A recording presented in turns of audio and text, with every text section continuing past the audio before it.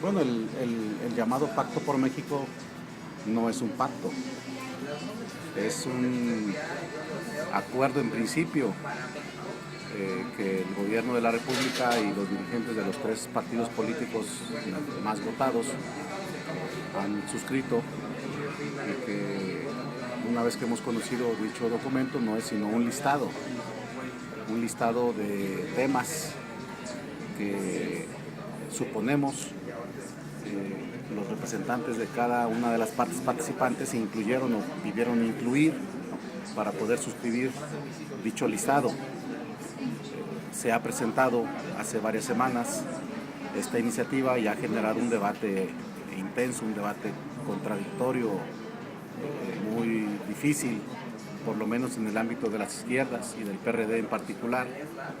Hay una serie de posiciones, de posicionamientos respecto del significado y alcance de esta iniciativa. Nosotros nos opusimos a la forma de la firma y posterior a ello se ha construido una mayoría en la Comisión Política Nacional, al menos ahorita, precaria pero mayoría, en donde hemos confluido o coincidido en que ciertos aspectos del llamado Pacto por México, ciertos temas que están enlistados, no debieran ser rechazados su cumplimiento y en un mejor caso su profundización, su desarrollo a fondo por la izquierda nacional, por la izquierda política, la izquierda partidaria y tampoco por el PRD. Por ejemplo, en lo relativo a la reforma en materia de telecomunicaciones,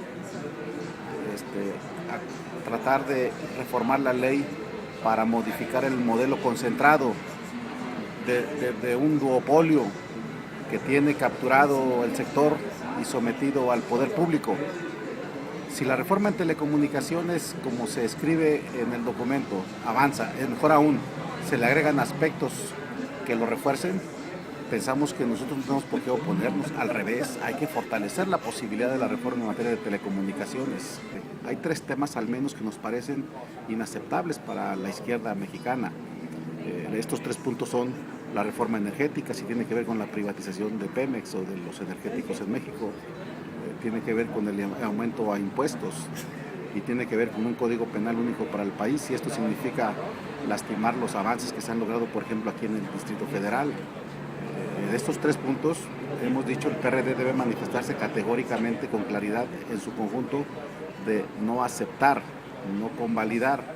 Pero en los otros puntos, en general hay un consenso de que debiéramos impulsar su cumplimiento y, como dije ya, su desarrollo. En primer lugar, se hace solamente con tres fuerzas políticas y se margina a una fuerza política muy importante que hoy no está representada en el PRD, que es, aunque es un movimiento social hasta el momento, lo representa un líder que tuvo 16 millones de votos y que no fueron tomados en cuenta como actores sociales tan solo. Y lo que he vivido en la Cámara, pues tal parece que es un pacto de sumisión, no un pacto para llegar a resolver una agenda que tiene 95 puntos, pero que hasta el momento tal pareciera que es para sacar en fast track asuntos que le interesan a Peña Nieto, sin considerar, sin hacer consenso, sin hacer foros, sin escuchar a las voces de expertos y las voces ciudadanas.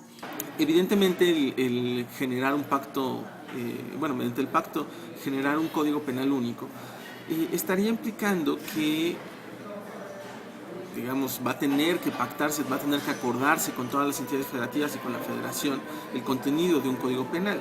Evidentemente, en ese contexto donde las demás fuerzas políticas tienen una mayoría en el resto del país, pues obviamente los avances que se han logrado en el Distrito Federal no van a formar parte de este Código Penal único. Por ejemplo, un caso muy concreto es que en el Distrito Federal no se penaliza ya, no se persigue criminalmente la difamación o las injurias, en fin. este tipo de figuras penales que servían a los políticos para perseguir a periodistas. Otro tema nodal es, por ejemplo, la desaparición forzada. En el Distrito Federal se penaliza, se sanciona la desaparición forzada, y en el resto del país no se...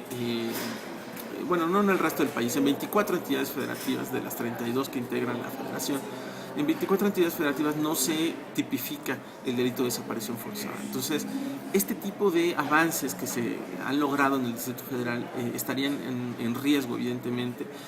Sí se tiene que pactar con el PRI y con el PAN un código penal único, que evidentemente ellos jamás aceptarían que se incluya, por ejemplo, el tema del aborto, en fin, estos temas que hemos estado platicando, porque precisamente su agenda política está en contra de esos temas nodales. Uno de los temas que también preocupan de este pacto es la forma de llegar a los acuerdos. El Pacto por México se está negociando estrictamente en privado. Se están llevando reuniones secretas que no son abiertas al público. Y esto desnaturaliza el proceso legislativo, desnaturaliza la razón de ser del Parlamento, concretamente del Congreso de la Unión.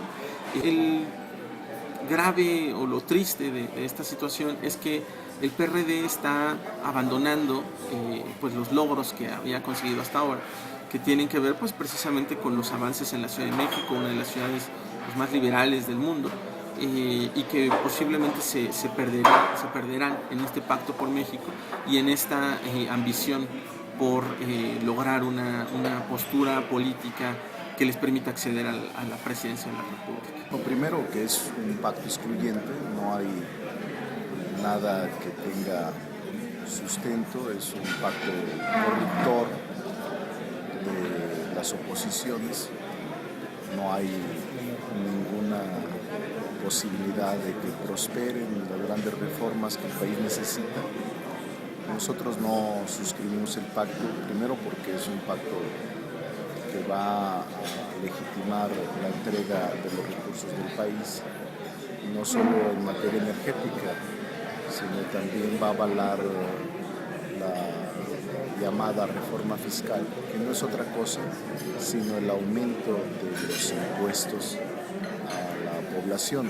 Obviamente nosotros estamos en contra del pacto. Se ha convertido este gobierno en un gran corruptor de oposiciones, de opositores, de las izquierdas, de las derechas, y ahora quisieran ver al país sin oposición. Sin embargo, nosotros, en el Movimiento Ciudadano, también sé que Morena lo está haciendo, están siendo firmes en su oposición a este tipo de estrategias mediáticas, porque no es otra cosa, el pacto no es otra cosa que una estrategia mediática para intentar suavizar la situación que vive el país, de pobreza, de miseria, de inseguridad, de desempleo.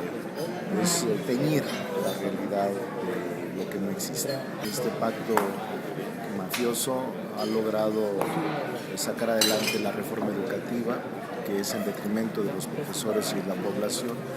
Ha sacado la reforma laboral, que es en detrimento de los trabajadores. Es la reforma más regresiva que se haya presentado desde 1917, desde la promulgación de la Constitución que nos rige, y las propias modificaciones a la ley orgánica de la administración pública son una involución, es decir, las tres grandes reformas que presumen que se lograron gracias al pacto son regresivas para el país, son lesivas para la población y representan un retroceso muy grave en la población.